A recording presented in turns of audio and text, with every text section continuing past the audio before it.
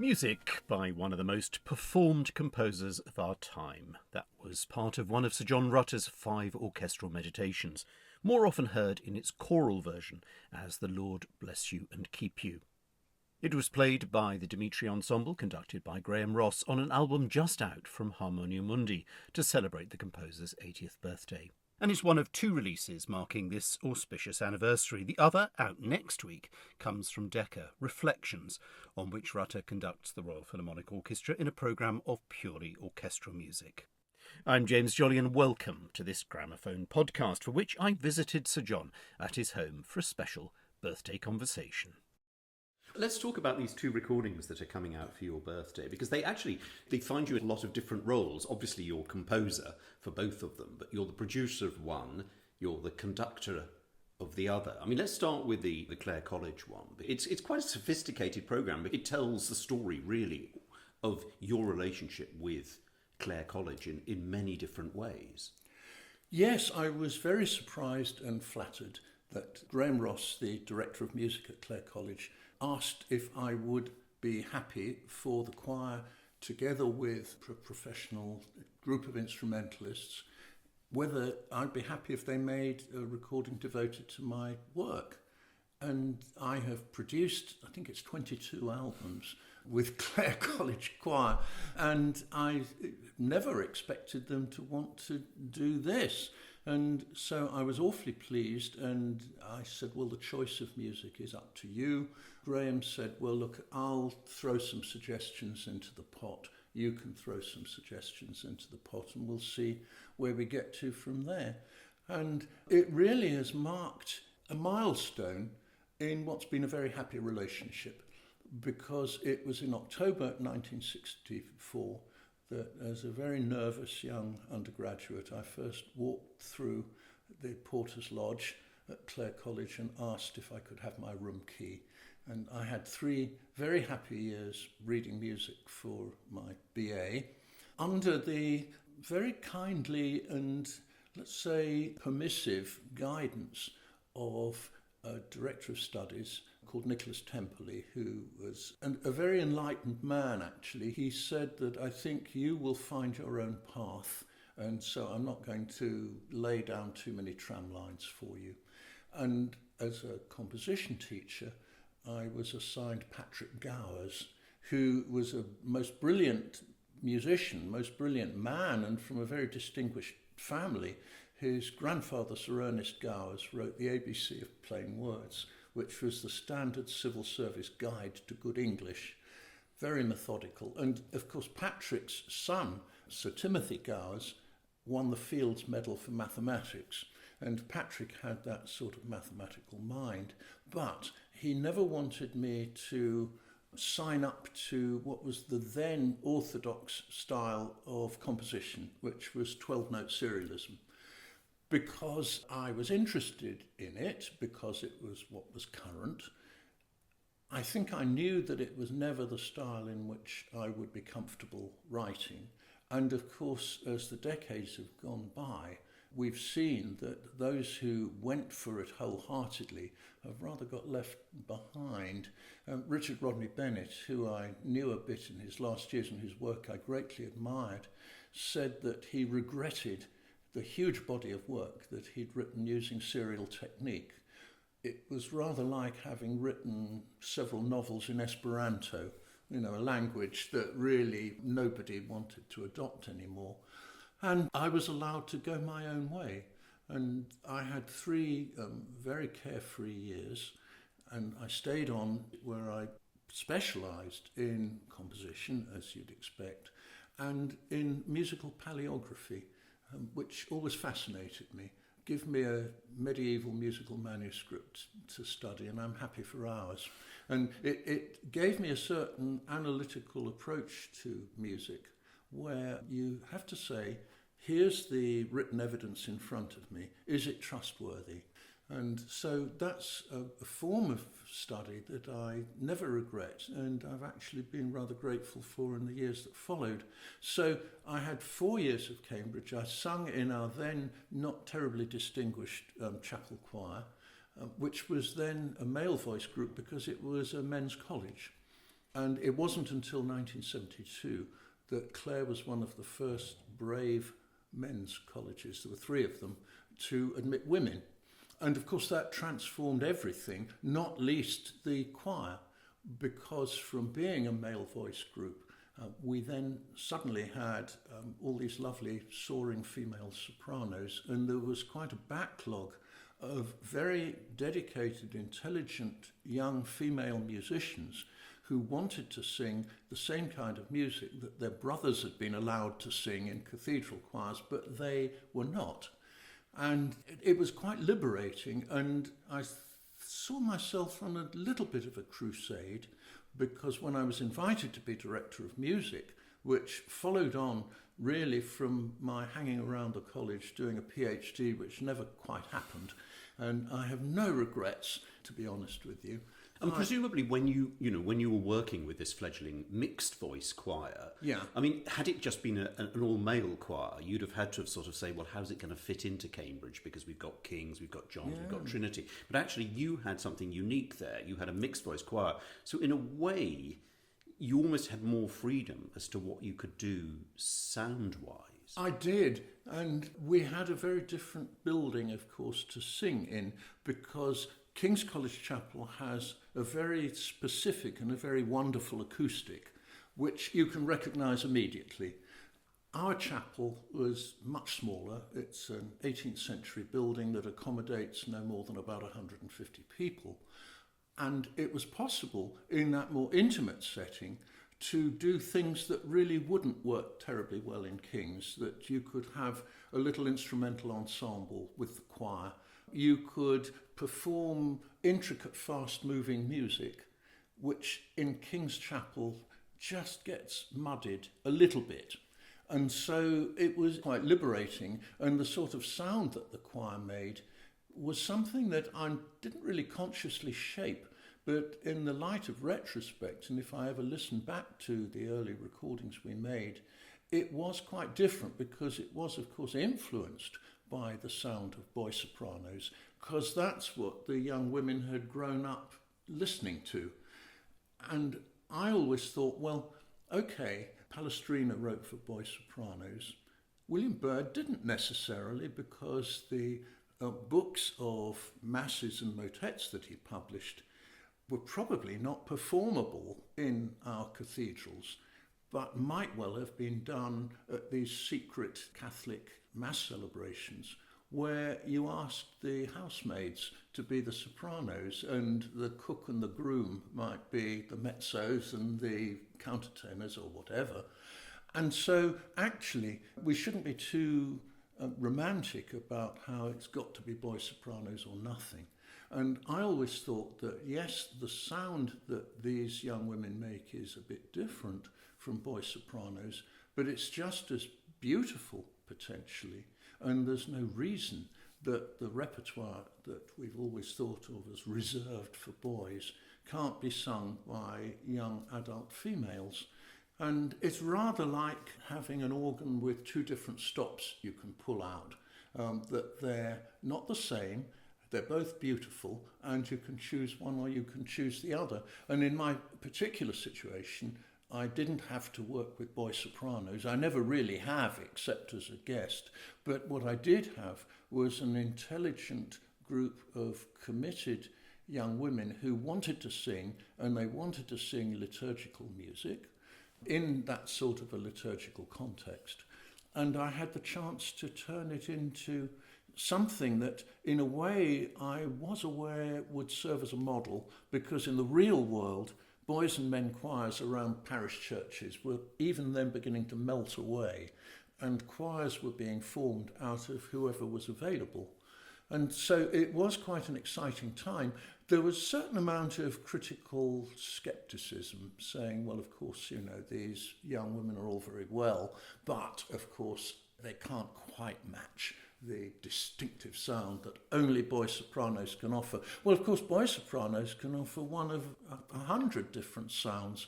You only have to listen to George Malcolm and what he was doing, singing Benjamin Britten at Westminster Cathedral, and contrast that with King's College, Cambridge, or the Regensburg Boys Choir in Germany, and you realise that there is no one such thing as a boy soprano sound.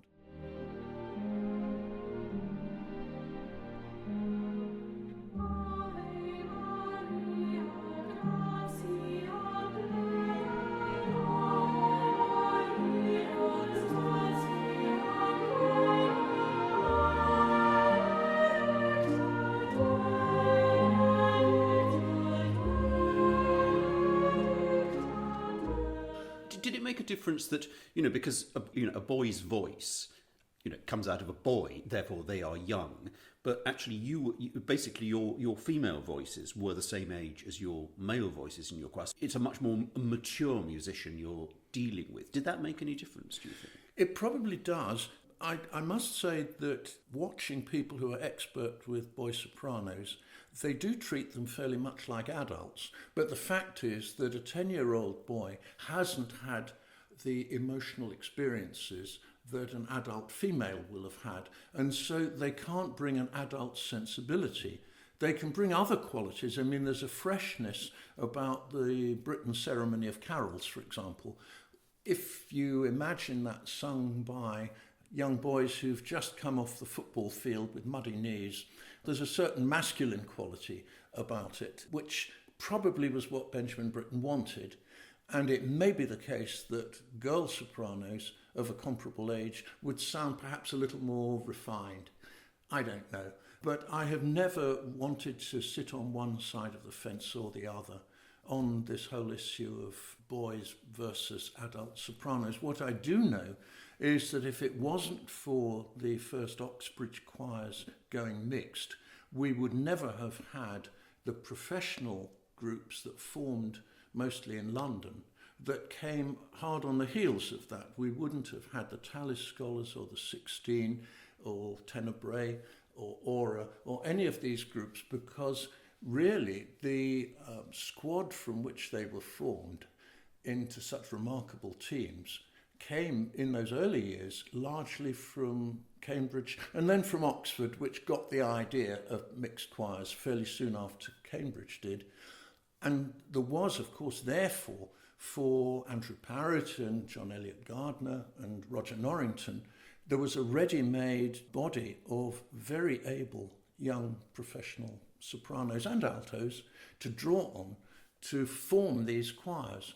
And the back row, as we call them, with the tenors and basses, similarly, those who had sung in the collegiate choirs in Oxford and Cambridge were hungry to continue singing at a professional level, and there they were ready to be hired. So there was a whole freelance army available from the 1970s onwards, and it's become one of the most remarkable flowerings in our musical life, I think. And so I have watched with great pride and pleasure. I think there's no doubt that choral singing has hugely improved in standard at the professional level in my lifetime. And of course, what happens at the apex does affect what happens at the base lower down. And you can probably find with the good and ambitious choral societies and cathedral choirs around the country a level of attainment and professionalism which wasn't so generally available before, I think. Now, of course, we do have problems of recruitment with our amateur choral societies around the country. That's something where there's work still to be done. But I do think there's been a remarkable flowering of choral music that has happened within the time that I've been around. And just turning to my own choir, as it then was, Clare Choir, to just see how that has developed. I was director of music in that exciting time in the 70s, but I knew that with a day job trying to write music, I couldn't do it forever. And I handed in my resignation in 1979, a long time ago now, with tears in my eyes, but I think I knew that if I continued to do it for even another year or two, I'd go native and I'd probably never leave. And so I think it was the right thing to do, but I've enjoyed a continuing association with Clare College and its choir, because under my successor, Tim Brown, he now and again invited me to write pieces of music for the choir to sing. There's a little piece called A Clare Benediction, which is on the new Clare album. And he generally encouraged my friendly interest in it, now and again asking me to guest direct a choral evensong or something like that. May the Lord show his mercy upon you. May the light of his presence be your guide. May he guard you and uphold you. May his And then in the late 90s, when I really felt that Clare Choir was pretty hot stuff, as college choirs go, I thought I would take them onto my own record label. And they made a couple of what I think were very good recordings, and they did the Ligeti Lux Aeterna on one of them. That was in 1997. And the composer, I remember, who was still alive then, was apparently very impressed with it. And that was rather lovely to think about. Tim retired in due course, and for the last 10 years, Graham Ross, who had himself sung in Clare Choir, as of course had I, he took over as director of music and invited me to be producer of the recordings that Clare Choir has made for the Harmonia Mundi label since then, which has been a very happy association. 22 albums in just over 10 years. And it carries on, but this album just coming out of my work is the first time that they have done an album devoted to me. I always avoided doing my own music when I was director of music there, because I didn't want to take advantage of my position in that sort of a way. And of course, well, now they're doing it for me. One of the numbers on it is one of the very earliest pieces you ever wrote, or one of your earliest compositions. I mean, how did that make its way onto the disc? I'm not sure, except I think Graham Ross may have sung it as a choir boy. You're talking about the Nativity Carol here, and I wrote that when I was 16, I think. Put it in for a competition, which was sponsored by the Bach Choir in London, and adjudicated by no less than the legendary David Wilcox. It didn't win. And it probably didn't help that it was meant to be a carol where the audience was meant to be able to join in the refrain. And I took the refrain up to top A, which is slightly above the comfort zone of most congregations. But it did get published. This is one of my earliest pieces to be published by the publisher I've been with ever since, Oxford University Press. And it did rather well commercially. This was the thing. It was only a little 4-page thing, but it sort of got taken up. Then, if you fast forward to when David Wilcox invited me to be co-editor for the second volume in the Carols for Choirs series, every Friday evening after the university choir rehearsal, he would take me back to the Wilcox residence in Grange Road, and we'd go through a pile of submissions. We had to consider what would be included and what would be left out. Some of the material was submitted by the publishers, some by the composers themselves, and others just in manuscript from wherever. But we looked through a pile, and somewhat to my embarrassment, there was the Nativity Carol. And David Wilcox, who was well aware that it hadn't done too badly on the commercial front, said, "Oh, well, John, we must have that in Carols for Choirs too." And I thought, well, shall I tell him? And I plucked up my courage and said, "Well, David, it must have been 6 or 7 years ago. I put that in for a competition that you adjudicated, and not only did it not win, it didn't even get a highly commended." And he looked at it again and smiled and said, "I think it's improved remarkably since then, John." It went into the book. And so Graham managed to include one of the very earliest pieces that I wrote that ever got published.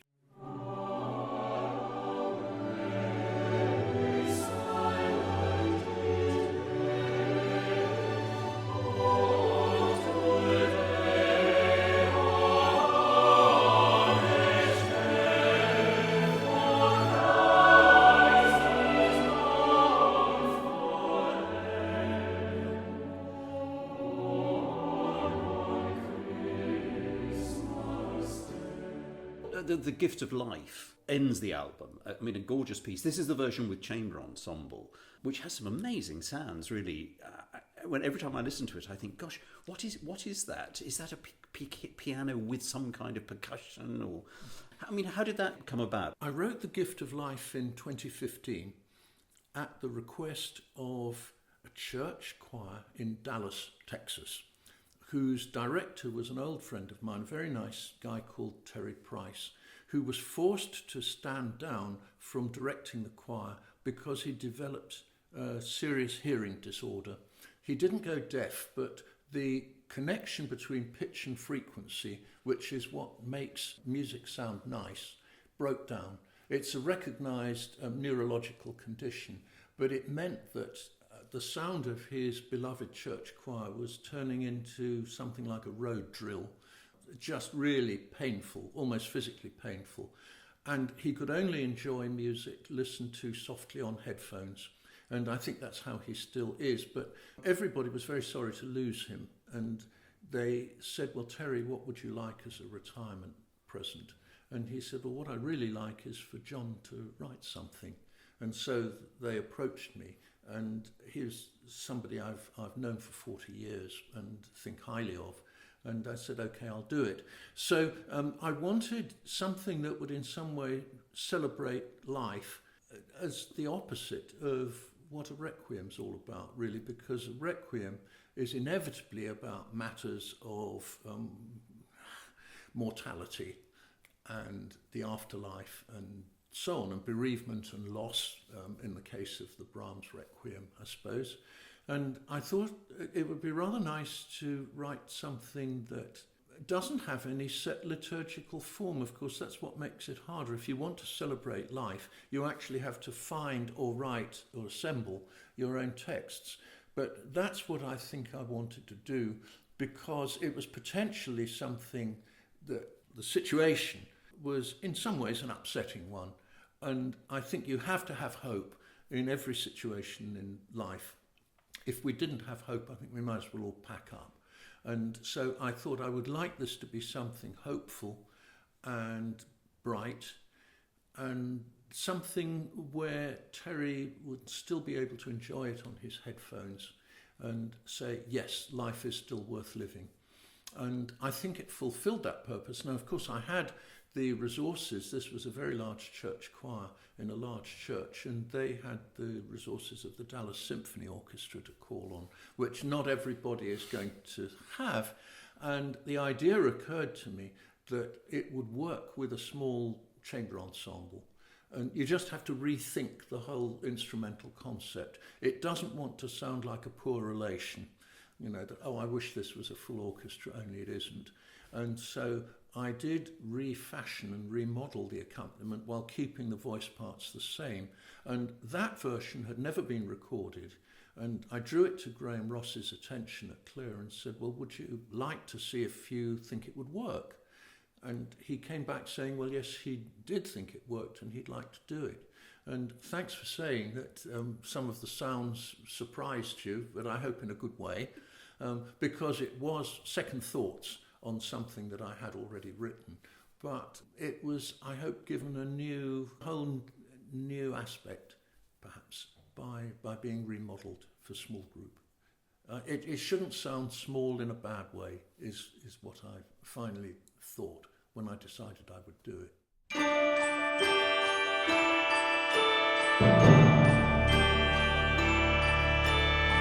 Oh, ye works of the Lord, bless ye the Lord. Praise him and magnify him forever.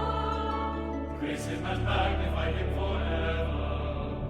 Praise him and magnify him forever. magnify him forever, forever. Does the social aspect of choral singing, is that as important to you almost as the kind of musical side of it? You know, the fact that here are a group of people getting together, they don't bring any instruments with them, it is just the sounds they make. And within a few minutes, there's an extraordinary sense of camaraderie and community, whether it's a group of amateurs or a group of professionals. Is that something that really engages with you as a composer and a conductor, in fact? Oh, yes. Composition's a solitary process. You spend long hours on your own, and you don't quite know whether your friends and family will still be there. It's rather like diving into a swimming pool and then you break the surface again when whatever you're writing is complete. And so the social aspect of a musical life is important to me. And of course, nothing is more social than conducting, because there's a group of people who've all met for a good reason. It's not like a dinner party where not everybody necessarily needs to be there. You do need to be there if you're making music with a choir or with an orchestra. And of course, a choir is like a family. I've always felt that. And it will be made up of people of all different temperaments, of all different backgrounds, and yet you all come together. And that coming together is symbolised by the music itself, because the coordination you need to deliver a performance is like nothing else. It's just such cooperative and supportive and collegial an activity. I love it. And so the occasions when I get together with other musicians and make music, those are very important to me. Because I've witnessed one of your sort of choral, not exactly training, but your sort of choral weekends I dipped in. And it is amazing the effect. Somebody who knows what they're doing and knows how to get singers performing to their best. It is extraordinary the difference that even half an hour of just working together will make. It's a completely different sound that comes out. It is rather amazing that you can get maybe 300 people together, and at 10 in the morning, they're just a group of people, and you can turn them into a choir by mid-afternoon. That is one of the miracles of music making. And really, all you do is wave a magic wand, because the music itself will bind people together. And of course, it should be pleasurable. I mean, doing singing days for amateur choral singers is something that I've been doing for years and years now. I have the opportunity to work with fine professionals, and I cherish that. But I also cherish the Saturdays I spend, as many as I can fit in a year, anywhere I'm invited, to just get people together who love singing or think they might love singing, to just enjoy, no pressure of concert, to just enjoy a day's singing of this and that, and some of my own work, and then some of the accepted great masters, Bach and Mozart and Haydn or whatever. And of course, it is intrinsically pleasurable. You can't absolutely win them all. I mean, I remember I had a mum come along with her young son, he must have been about 9 or 10 years old, and said, "Oh, we've come for today's singing." And I said, "Oh, well, hope you enjoy the day." And then at the end of it, she came up to me and said, "Oh, gosh, yes, I've had such a great time." And I said, "Well, you know why? It's been scientifically proven that singing releases the same pleasure endorphins in the brain as chocolate." And the little boy piped up, "Mummy," said, "next time can I just stay home and have the chocolate?" So that one I didn't quite manage to interest in what went on during the day. But it is something that is important. We need to build up trained audiences, because not all of these people who come along to a singing day will necessarily be potential professional musicians. Some will be older in age anyway. Some will be it might be any kind of profession. They might be lawyers or doctors or nurses or anything. But for that one day, they're musicians. And what I do hope will come out of it is that they will attend concerts given by others, because we do need a body of informed listeners in this country. So even if not everybody I work with on an amateur singing day has what it takes to be a star performer, they might become a star listener. Because as a composer, you are unusual. And if I was, say, talking to Ray Vaughan Williams, he would just get it immediately. But you write for professionals and amateurs. Not so many composers these days write for amateur musicians. Is that harder, writing for amateurs? Yes, because you have to work within technical parameters that are rather more constricting. Basically, professionals can sing or play anything that you put in front of them. It's their job to do that. And they will apply themselves to maybe jumping hurdles that really would not be possible for amateurs. And the thing with amateurs is you have to work within a simpler style, really, with technical requirements that just are not quite so demanding. And at the same time try and have something worthwhile to say. And so it's rather a difficult trick to pull off. Anybody can write a complex piece, but writing a simple piece that is not banal and cliche-ridden is actually rather tricky. And I often find myself, when I'm in the process of writing something, I find myself simplifying down what I start with until it becomes something that really is pared down to the bare bones and can be perceived and learned and performed by people who just don't have the immensely sophisticated technical background of professionals. And of course, a lot of choral music falls into that category because the majority of choirs are either amateur or students or children. The majority of orchestras really are professional, ditto opera companies. And so I always like to think that probably Tristan and Isolde might have been a lot simpler if it had been written for an amateur opera company. And at the same time, possibly the Verdi Requiem might have a very much more complex choral part, though it is quite complex, but it could have been more complex still if it had been written for virtuoso professionals. But a lot of choral music has to be written, and as you say, Vaughan Williams understood that very well. He never despised amateurs, and he never wrote down to amateurs. I think that's one of the things that you have to be very careful about.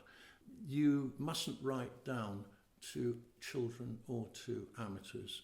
You should be willing to meet them on their level and perhaps take them to a different level if you can. But you have to sort of say, well, okay, if I was enrolled in a computer class, I'd be absolutely bottom of the class.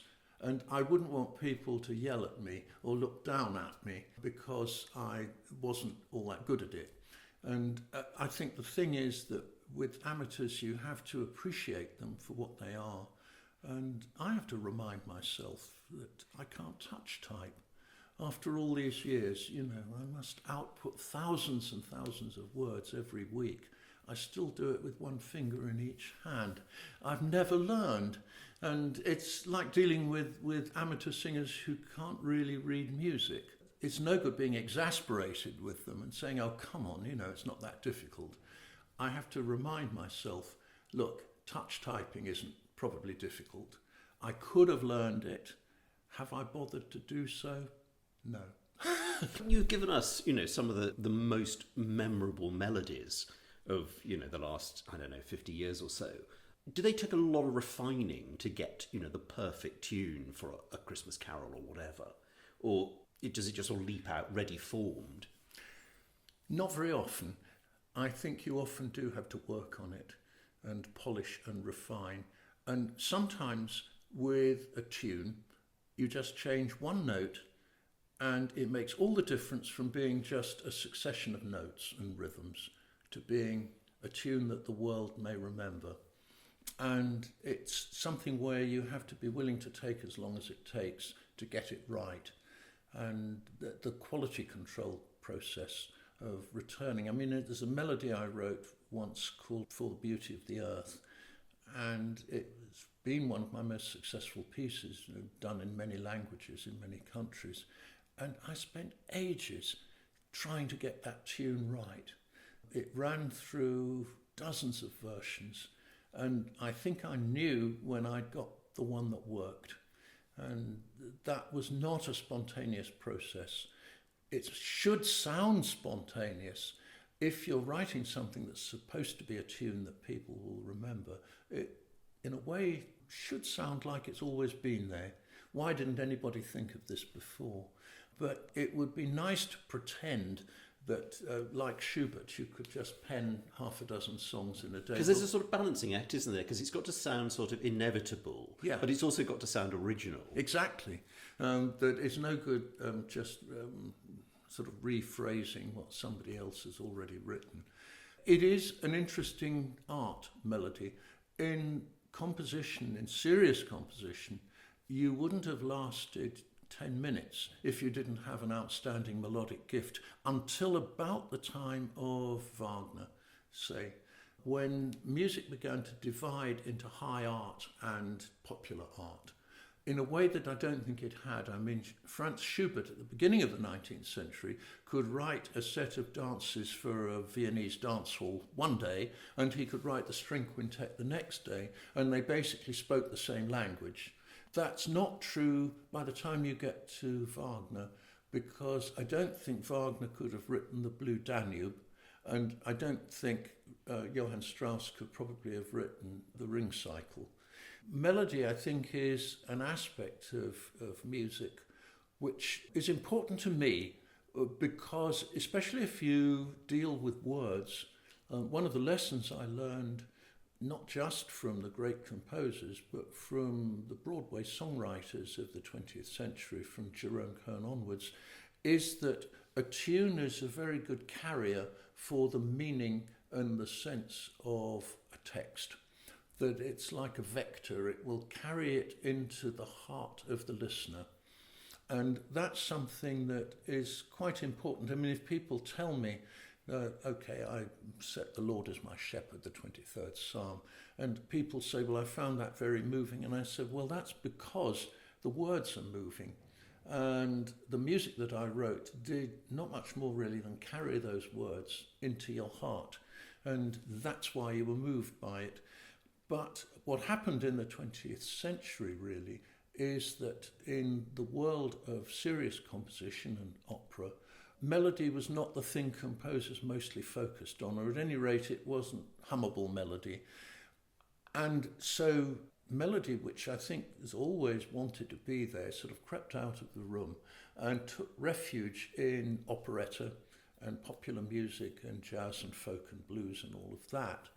And it's still very much alive and well, but you wouldn't expect to go out of George Benjamin or Tom Adès opera humming the tunes, because that's not what they were aiming at.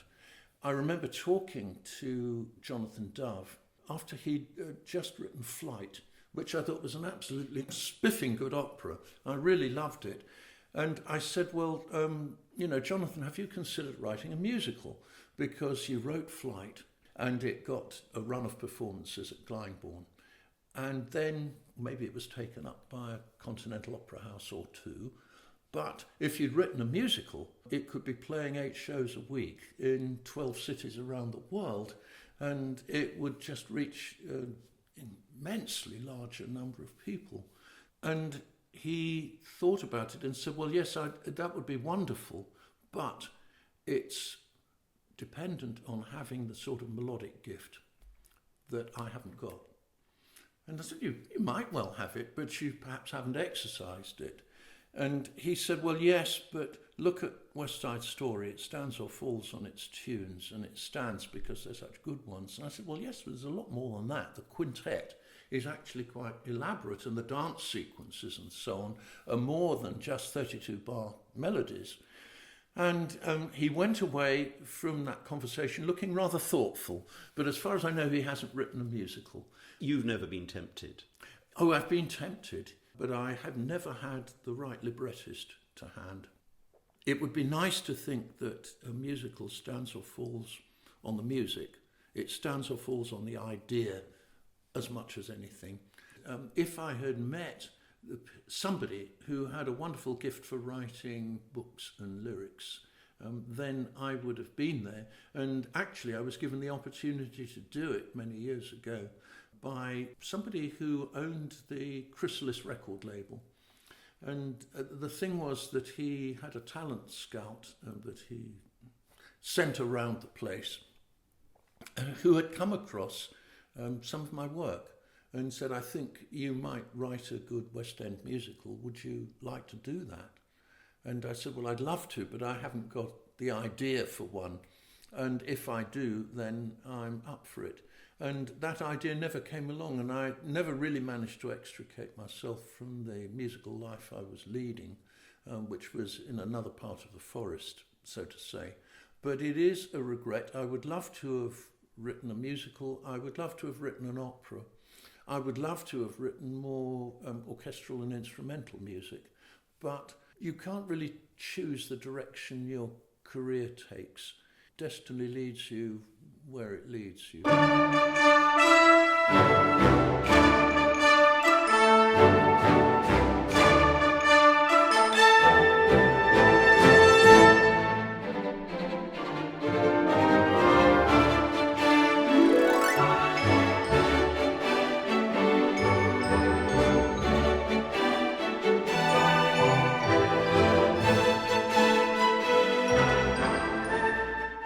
The second album that's coming out for your birthday, Reflections from Decca, which obviously you're the composer, but you're also the conductor of. But actually, it's a purely orchestral album, and I think would surprise quite a lot of people because they associate you with massed voices. And at the centre of the Reflections album is this piano concerto you wrote back in 1979. Returning to a work from that long ago, I mean, was that a strange experience? It was a lockdown project, actually. From the whole COVID period.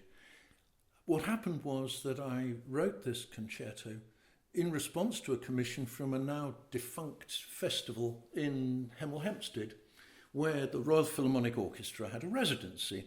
And they said, would I write something substantial, sort of a half-hour piece, for their festival, for an RPO concert? And I thought, well, gosh, what a lovely opportunity. And I wrote it, and in fact it exceeded the brief because I think it ran to almost 40 minutes. I conducted it, and what I would normally have done with anything I write is maybe wait 6 months and then turn it into my publisher and say, would you like to publish this? I never did that with this concerto because I had a nagging feeling that something was wrong with it, and I just couldn't put my finger on what was wrong. Until I dug it out, having had an attic search in the lockdown. I thought I'd tidy the attic. And I found a box of old tapes, including a rough recording that I made just at the back of the hall, as it were, of the 1979 premiere. And I played it to my wife, and I hadn't listened to it from that day until then. And she said, oh, you could revive this, but isn't it maybe a bit long? And I thought, yes, of course. It got one movement too many. And there was an elegy which preceded the finale, which somehow just didn't seem to belong. And I thought, well, okay, perhaps I will revive this. So what I did, it dated from the era before computerized scores. So I actually put the score into computer.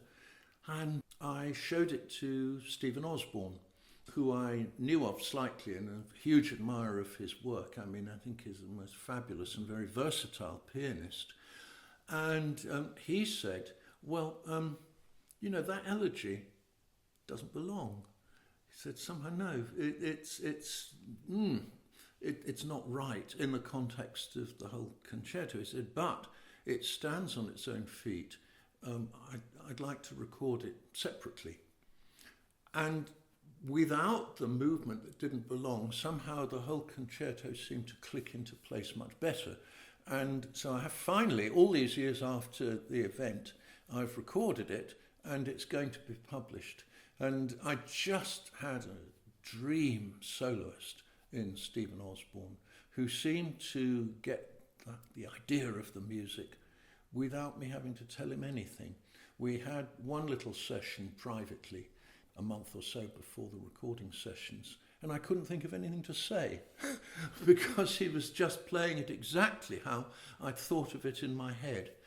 And then came the happy day when the Royal Philharmonic Orchestra assembled in Sinfonia Smith Square with the piano all tuned and ready, and there I was, just all set to give the downbeat, and it unfolded just so effortlessly. And I was really very, very happy because I'm glad I held it back from publication when I did, because I think it wasn't right. I didn't really revise anything else. It was just purely that there was a movement in the wrong place.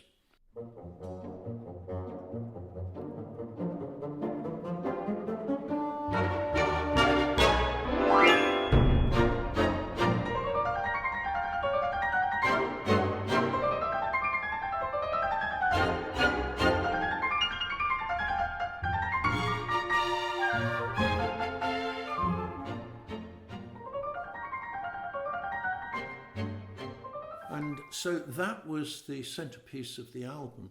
But I thought it was rather nice with this round number birthday coming up to just gather together and reflect upon a bit some of the pieces I've written that didn't involve choir. And of course I love choirs with all my heart, but then I love orchestras and instruments with all my heart. It's just I haven't contributed as much to that repertoire. And maybe it's not too late. No, absolutely not. I mean, after all, Verdi was at your age when he wrote Full Stop, so... Yes, he was. I mean, and there are those who would say it's actually his finest work, when he decided life was finally a bit of a joke. Do you enjoy conducting orchestras? Oh, I love it. Yes. I mean, it's an awful lot easier than playing or singing, because all your mistakes are silent ones. And one of the amazing things is the whole telepathic process, where somehow the orchestra picks up from whatever signals you give exactly what you want. And I don't know how they do it. And they've never really explained to me, but somehow you just stand there. All you have to do is preferably be with some reasonable amount of clarity, and somehow they do all the rest. And so I would be lying if I said I really add a great deal.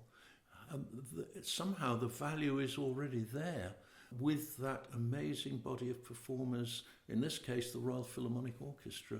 And I've enjoyed a happy association with them now for over 20 years, mainly conducting their Christmas concerts, because they inevitably associated me with that time of the year. But it's been rather lovely to be able to show that I'm active in the other 11 months of the year as well.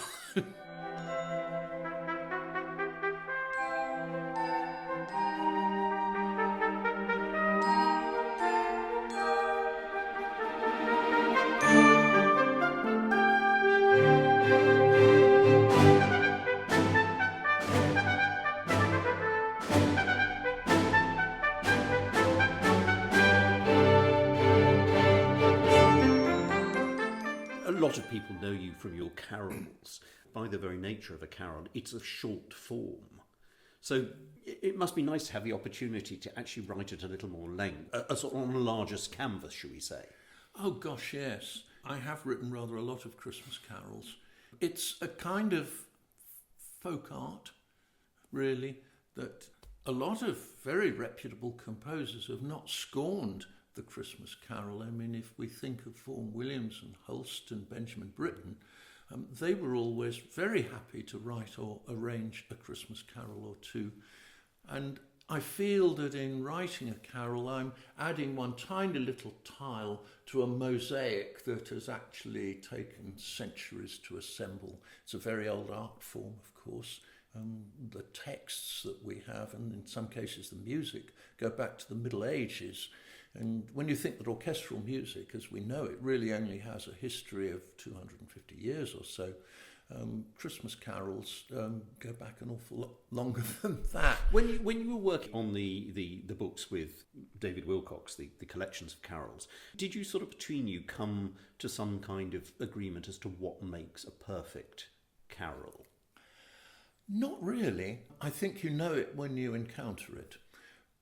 What we now understand as a carol has broadened out, that the term is now used in King's College, Cambridge, and the Festival of Nine Lessons and Carols. It's now broadened out really to mean any choral composition with a seasonal text, even if it hasn't particularly got a verse and refrain structure or a hummable tune. And so perhaps the correct term for what are called Christmas carols by, say, Harrison Birtwistle or Judith Weir or any of those sort of composers, they're really Christmas motets. And that's fine. I tend to deal more in carols which are rooted in song or dance or lullaby. I would define a Christmas carol quite narrowly. Doesn't mean I don't enjoy Christmas motets, of course I do, and I think that they add immeasurably to our musical celebration of Christmas.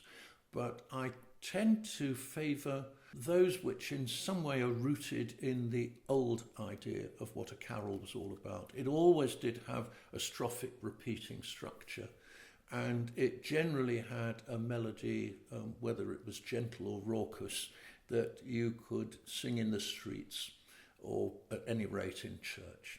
And so that's my idea of a carol. I continue to enjoy writing them, but my goodness, yes, it's lovely to have the opportunity to fill a broader canvas.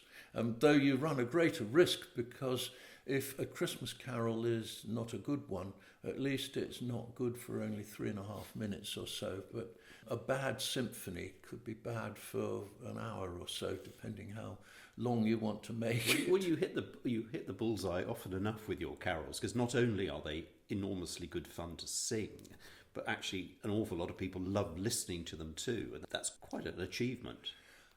Oh, I don't think of it in that way, really.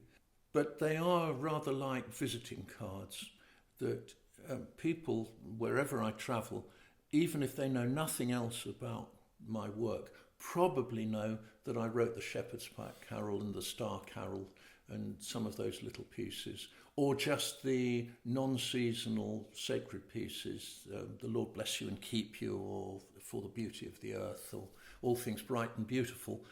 And it's better to be known for some of what you've done than for none of what you've done. And so I don't fight too hard against the stereotype of being the Christmas composer. I'd rather be associated with a happy time of year than with famine, plague and pestilence. You know, that I think it is a time when people come together. Christmas is also a time, sometimes almost the only time of year, when many people get to hear and enjoy a choir. People's thoughts turn to choirs in the month of December, and they maybe get along to a midnight mass at their local church, or to tune in to King's College on Christmas Eve. And I think it's important that if people are going to hear a choir singing at that time of the year, but no other time, that it should be singing something worthwhile, and that it should be sung with the same kind of care and attention as you might give to an exquisite motet by Palestrina or somebody like that. I think it has an importance because it's an entry point for an awful lot of people into the whole world of choral music. Christ is the morning star, the light of God that shines from afar, the Son of God in human form revealed. Told of Adam, sing Sir John Rutter's Christ is the Morning Star, an Advent carol written for Clare College Choir and Graham Ross in 2013, and they sing it on the new Harmonia Mundi album, John Rutter, A Clare College Celebration, just out. And Reflections, with Rutter conducting the Royal Philharmonic Orchestra with the pianist Steven Osborne, is released next week by Decca, ahead of Sir John's 80th birthday on September the 24th. And a third album is due from Rutter's own Collegium label, In the Poet's Garden. Choral settings of Shakespeare, Wordsworth, James Weldon Johnson, Charles Causley and others. That'll be out on October the 10th.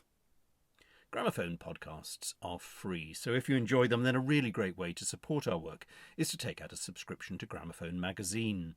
Over 13 issues a year, we bring you hundreds of reviews by our expert critics, as well as in-depth articles about the latest classical music releases and the most exciting musicians of the day. And if you head over to gramophone.co.uk/subscribe and enter the code podcast20 in the checkout, you can even get a 20% discount off any subscription package. We really value your support. And consider leaving a review or rating wherever you listen to your podcasts. And do look out for another Gramophone podcast very soon.